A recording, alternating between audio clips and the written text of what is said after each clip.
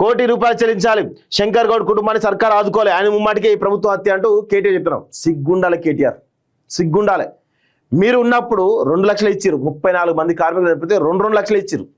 కొంచెం కూడా సిగ్గు అనిపిస్తలేదా మీ హయాంలో జరిగిన విధ్వంసం? ఆర్టీసీ కార్మికులు మీ హయాంలో 34 మంది చనిపోయారు. ఇప్పుడు వచ్చి మొసలికన్ని గారు శంకర్ గౌడ్ మాట్లాడుతున్నారు. అసలు వీళ్ళని దగ్గరికి రానియద్దు. ఆర్టీసీ కార్మికులు ఏ ఒక్క బీఆర్ఎస్ అని కూడా దగ్గర రానియద్దు, ఒక్క బీఆర్ఎస్ అని కూడా దగ్గర రానియద్దు. ఎందుకంటే ఆర్టీసీ కార్మికులకు చేసినటువంటి ద్రోహం అంతా ఇంత కాదు. వీళ్ళు మామూలు ద్రోహం చేశారా? ఆర్టీసీనే ఎత్తేసేటువంటి కుట్ర జరిగింది కదా వీళ్ళ హయాంలా. ఇప్పుడు వచ్చి మొసలికన్ని గారు ₹1 కోటి మీ హయాంలో ఎంత ఇచ్చారా? 2 లక్షలు గివా మిర్చిది. అంతో కొంత వీళ్ళు 10 లక్షలు ఇచ్చి డబుల్ బెడ్రూమ్ ఇచ్చే ప్రయత్నం చేస్తున్నారు. మీరేం చేశారు? ఉద్యోగం కూడా ఇచ్చే ప్రయత్నం చేశారు. మీరు ఆ సమ్మె వేస్తే సెల్ఫ్ డిస్మిస్ అని చెప్పేసి అన్నారు. ఇంకా కూడా వాళ్ళపైన కేసులు ఉన్నాయి, ఇంకా కేసులు ఉన్నాయి. సెల్ఫ్ డిస్మిస్ అయిన వాళ్ళు ఇంకా కూడా ఉద్యోగాలకు రాలేక ఇబ్బంది పడుతూ ఉన్నారు. గంత దుర్మార్గం చేశారు కదా మీరు మాట్లాడుతున్నారా? అసలు ఆర్టీసీ సమ్మె పైన మీకు అసలు ఎటువంటి రైట్ కూడా లేదు, కనీసం రైట్ కూడా లేదు మీకు. ఎంత దుర్మార్గులు అంటే మీరు. దయచేసి ఆర్టీసీ కార్మికులు నిజంగా మీరు ఈరోజు ప్రభుత్వం ఏదైతే చేసిందో వీళ్ళు చేసినటువంటి ద్రోహాన్ని మీరు ప్రజలకు ప్రతిరోజు చెప్పాలి. వీళ్ళు చేసినటువంటి ద్రోహాన్ని ప్రజలకు ప్రతిరోజు మీరు కోట్లాది మంది ప్రజలతో మాట్లాడతారు కదా, ప్రతి ఒక్కరు కూడా బీఆర్ఎస్ చేసినటువంటి దుర్మార్గాన్ని మీరు ప్రతిరోజు ప్రచారం చేయాలని చెప్పేసి కూడా ఈరోజు ఆర్టీసీ కార్మికులు కోరుతా, వేలాది మంది ఆర్టీసీ కార్మికులు కోరుతా ఉన్నారు.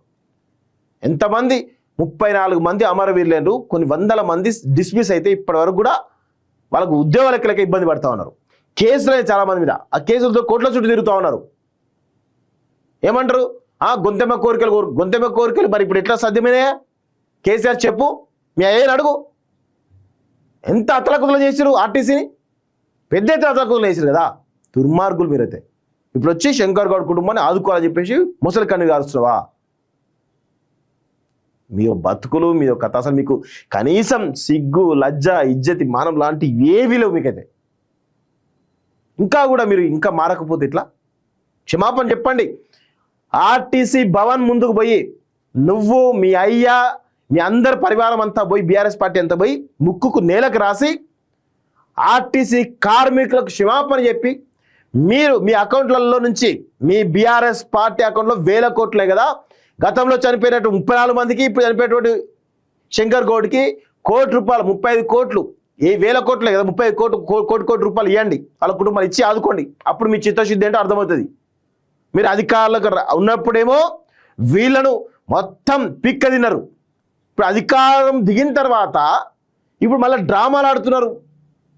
ఈ డ్రామాలు బంద్ చేయాలి. డ్రామారావు, ఈ డ్రామాలు బంద్ చేయాలి.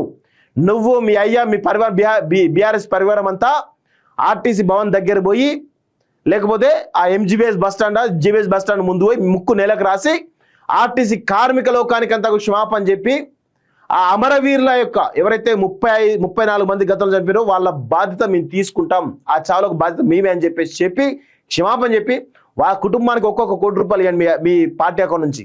అప్పుడు నమ్ముతారు మిమ్మల్ని, అప్పటిదాకా నమ్మరు మిమ్మల్ని. 100% కార్మికులు వీళ్ళ యొక్క దుర్మార్గాలు వ్యక్తున్నాయో 10 సంవత్సరాలు చేసినటువంటి మిమ్మల్ని అరిగోస పెట్టుకున్నారు కదా, వాటన్నింటినీ కూడా ప్రజలకు చెప్పేటువంటి ప్రయత్నం చేయాల్సిందిగా కోరుతా ఉన్నాం.